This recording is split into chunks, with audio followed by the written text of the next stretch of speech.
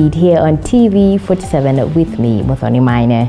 Now, starting off, the Ministry of Health in partnership with UNICEF is set to launch a polio vaccination campaign targeted at 13 high-risk counties in the northern parts of the country. Director General of Public Health, Dr. Francis Courier, says the campaign has been brought about by a surveillance conducted by the Ministry of Health in Garissa and Mombasa counties that peaked a total of 6 polio cases, 3 of which were found in healthy children reported to have been originating from the neighboring Somalia. The campaign will be launched on Saturday in Garissa County and will target 12 other counties, including Mandera, Isiolo, Wajir, Garissa, Lamu, Tana River, Kilifi, Mombasa, Kitui, Machakos, Kajiado, Kiambu, and Nairobi counties.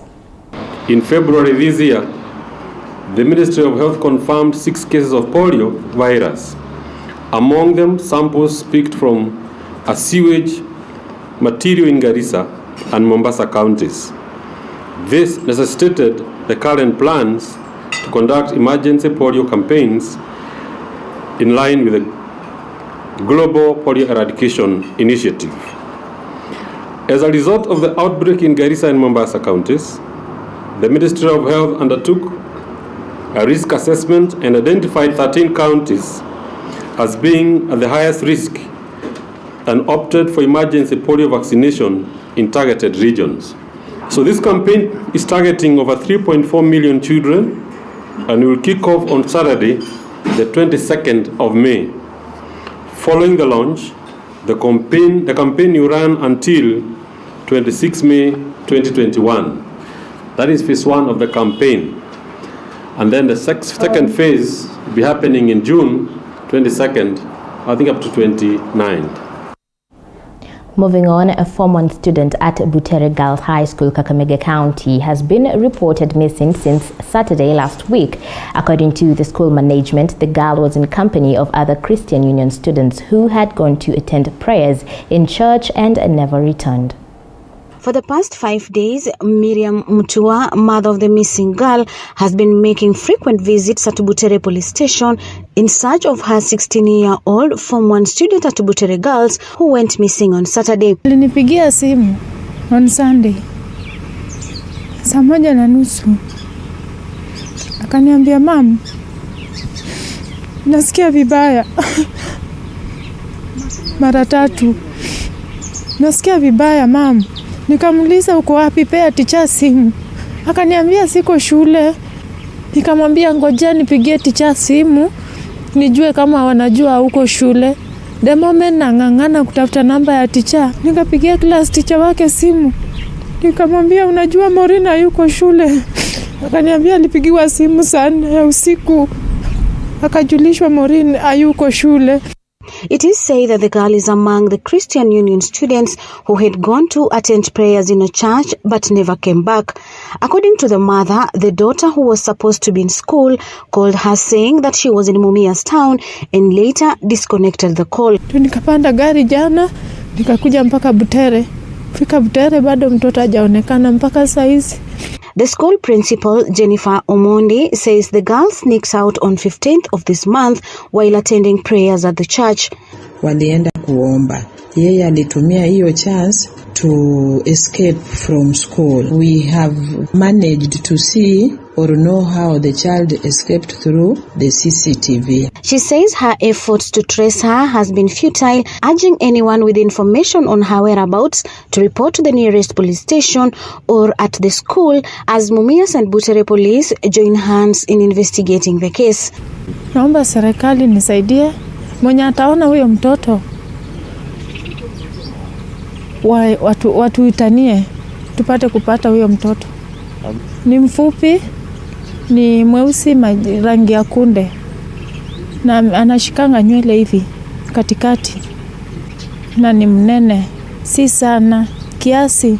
The matter has since been reported at Butere Police Station and investigations are underway. Violet Auma, TV47, Kakamega. Quite a devastating situation there. Now moving on, efforts to preserve water catchment areas in Taita Taveta County continued with a tree planting exercise along rivers taking shape. Speaking during the exercise in Voi, the stakeholders led by Forestry County Director Charles Courier said that the exercise will go a long way in safeguarding the environment within the county. Shirikiana na NEMA, National Environment Management Authority, to try to regulate hiyo maneno ya sand harvesting, and I hope tuko na ofisa wa NEMA hapa, and tunashirikiana ndio tuweze kuona all those areas zenye maybe sand harvesting imefanyika zimekuwa rehabilitated zirudi vizuri. Jambo lingine ni kwamba tutakuwa na hali ya kuona kwamba sisi sote kama jamii tuone kwamba tumeshirikiana. Yale ambayo yanazungumzwa na bwana DCC, swala lizima hili la watu kuingia mpaka maeneo ya uhifadhi wa mito. Hivi sasa tumekuwa na mazungumzo na Taita Taveta County Government na tumekubaliana kuna haja, na hata waziri wa ardhi ana mipango ya kushirikiana na RUA kupeg Voi River kuanzia mwisho wa mpaka kule inakutana na Savo East mpaka kuelekea Mto Mogoti mpaka Msau. Maybe the only way we can get some kind of assistance is through the county assemblies, if they can come up with bylaws to regulate. But what I know, they have been regulating. As you have heard, we are expecting someone from the county government, maybe can respond to those. But what I want to emphasize is, we should not wait for the government to come and act. Let's start acting as individuals, on our individual capacity. Because at the end of the day, this river serves all of us. And we would not like it to just disappear. Now on to Lamu, where President Uhuru Kenyatta is set to launch the Lamu port today. The Lamu port, which cost 310 billion Kenya shillings, will today come to life as a 204-meter-long MV Cap Camel, a Denmark-based shipping line with general cargo from Port of Dar es Salaam, docks on its way to Salalah in Oman. Earlier, the president was at Minjila in Garsen, Tana River County, to officially open the 114-kilometer Garsen-Witu Lamu Road on his way to Lamu County to preside over the operationalization of the first berth of the new Lamu port.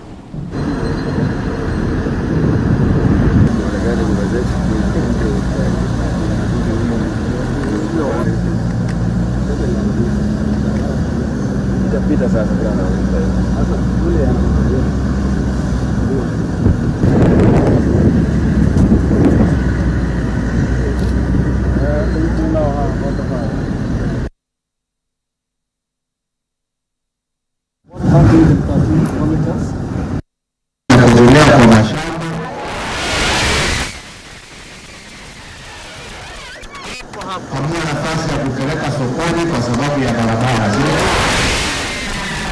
Sasa barabara ndio na hata sehemu chache ni kama karibu kilomita 10 ambayo imebaki. Kwa mwezi wa Julai yote itakuwa imekwisha. Na hiyo sasa, kwa sababu maana ya barabara, maana ya safari, infrastructure sasa ikiwa kama bandari kule tunaelekea, yes, ni kumaanisha sasa wawekezaji wanaweza kuja, wanafungua viwanda vyao na vijana wetu wanapata kazi, kwa sababu wote tunajua kwamba shida kubwa ya nchi ni vijana wetu kukosa kazi, na kazi haitapatikana bila maendeleo kama haya tunafanya. Ni kweli? Safari unajua, wengine wenu najua mama hapa tulikuwa tunatembea na wewe kuzunguka area dunia hii. Kutoka Malindi kufika mpaka hapa ilikuwa inachukua karibu siku nzima. Sasa ni masaa. Hata sio masaa, ni saa na kitu. Si ni kweli? Na hiyo itasema ya kwamba badala ile yote ilikuwa sasa itapungua. Mpaka mpeleke chakula Malindi, Mombasa, mpaka Garissa, mpaka hata Nairobi. Hata nyinyi ndio mtakuwa mtalisha watu ya Nairobi.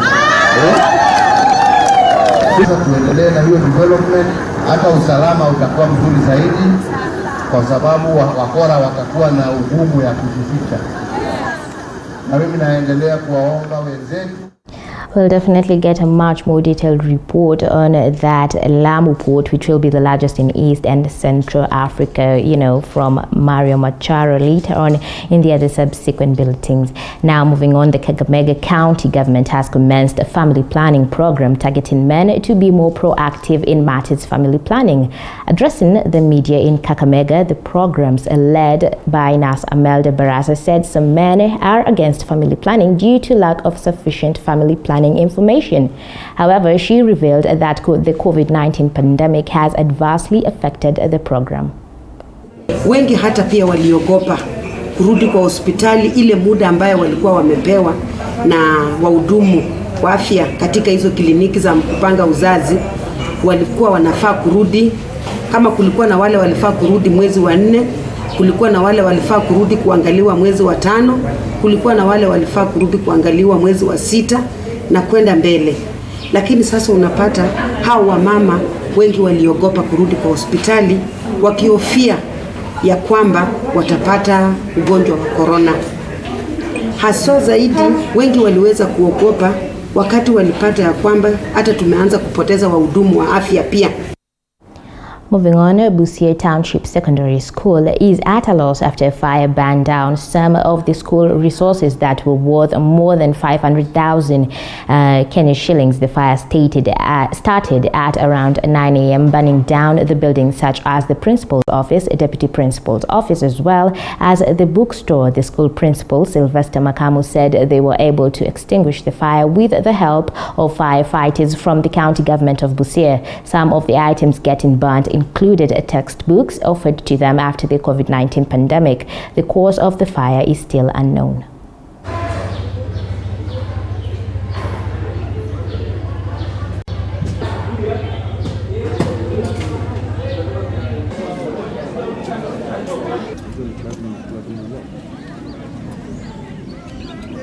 Wanafunzi wamekaa nyumbani muda mrefu sana kwa sababu ya maneno ya COVID. And tungependa tu ya kwamba ofisi husika wachukue hatua, wachunguze kiini cha moto, na kama ni moto ambao umesababishwa na wahalifu, achukuliwe hatua kwa mujibu wa sheria. Wa asubuhi jana ulikuwa na blackout kwa hiyo shule, mpaka waleo kuna stima, so tunashangaa hii moto litokea wapi. Karibu tuwezavyo tukaweza kuuzima huo moto, lakini ulikuwa umefanya madhara hapo ndani, kwa sababu na hiyo jumba ilikuwa kama ndio nerve center ya hii shule, ilikuwa kama store, ilikuwa kama ofisi, ilikuwa kila kitu. Textbooks zilikuwa hapo ambazo tulikuwa tumereceive mwaka jana wakati ya corona, tulikuwa hatujapea wanafunzi. Kulikuwa na nakala za shule, nakala za kifedha. Moving on, residents of Weruga Ward in Taita Taveta County face a water shortage after the county government removed water pipes from a 2.2 million Kenya shillings water supply project. The action follows a dispute between the residents and the project committee, which condemned the action by the Department of Water for destroying the water project and starting another one without public participation. Mimi nagojea kama nitakunywa maji, sawa. Kama itaenda sintabini naenda huko chini kuteka pale nilikuwa nateka zamani. Lakini mradi suko hauna makoseo, hauna makosa yote. Sasa sijui kwa mbele viongozi wetu wanafikiria vipi. Kwa sababu sahi sijui kama utapata maji, lakini si tunagojea vile mradi pengine ni changes zinatokea. Pengine kuna katikati ya huku na huku kumvutano, lakini sasa unajua kuna petition imepelekwa county assembly na bwana mmoja ambaye anajiita interim chairman. I want to make it very clear kwamba huyu bwana is a self imposed. Kamati ilivunjwa, wananchi wakakataa kamati na wakasema mpaka tupate sehemu nyingine mbadala. Kwa hivyo petition hiyo na mambo ambayo kwenye petition hiyo ni mambo ambayo hayana msingi. Kwa hivyo ile issue sisi tutaketi kama kamati tuchunguze na to come up with the resolution. Lakini mimi kama chair wa maji nimesema mradi ule usisimamishwe, mradi uendelee, watu waendelee kunywa maji wakati tunaenda tukifanya nini, tukizungumza na tukifanya resolution. Now that story takes us to a short break. We'll be right back with more here on Newsfeed. Do stay with us.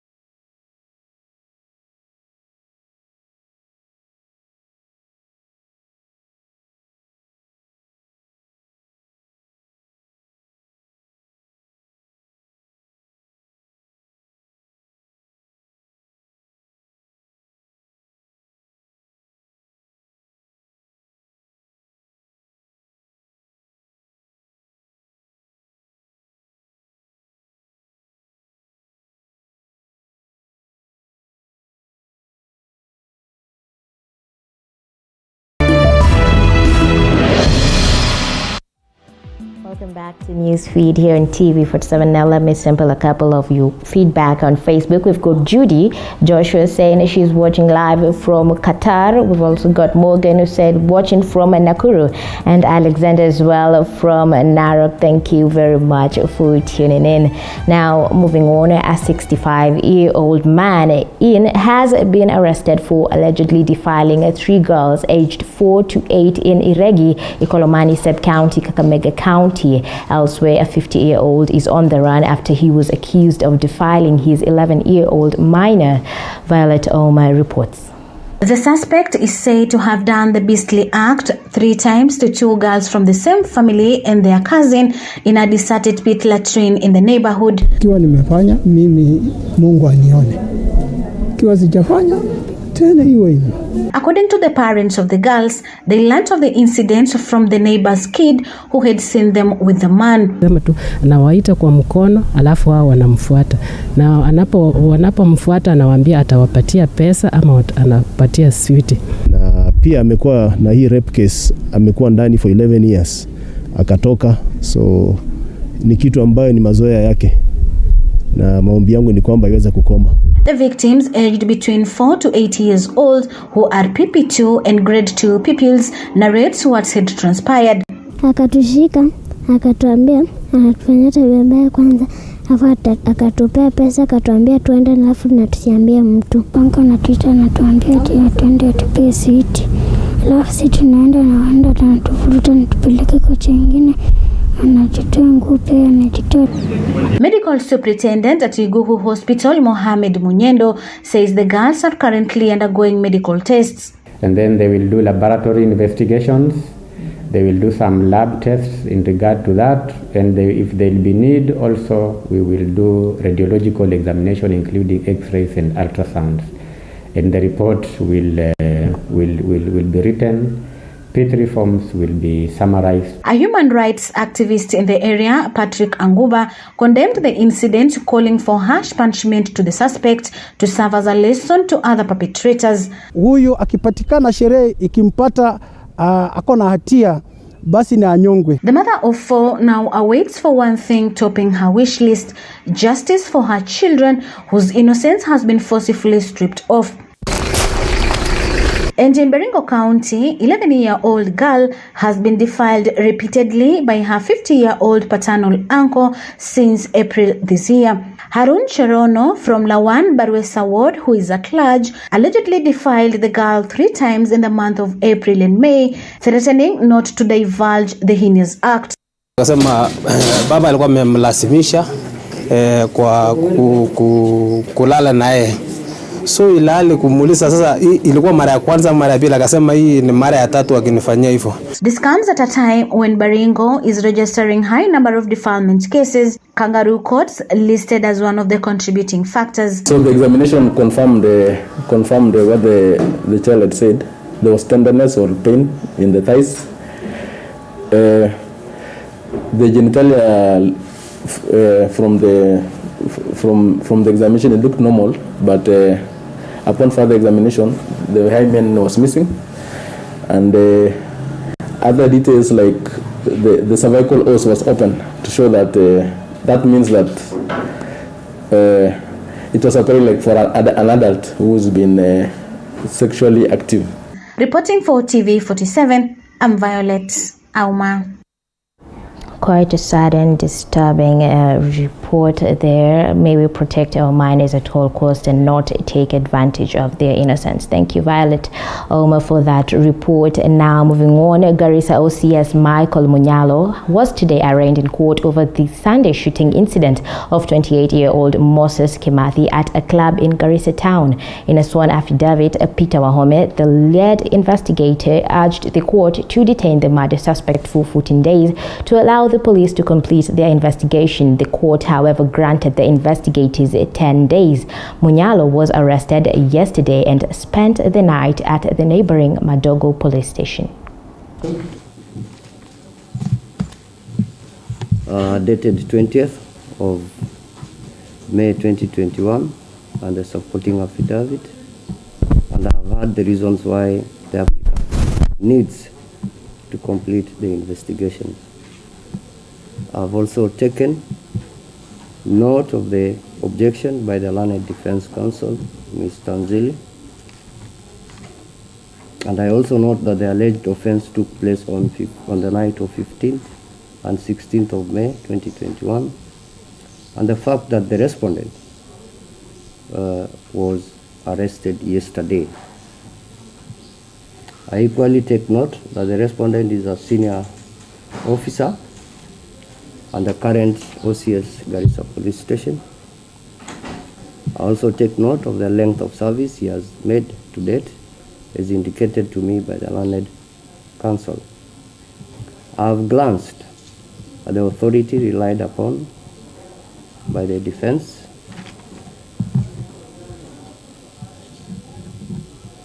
in arguing this court to grant the respondent bond pending completion of investigations.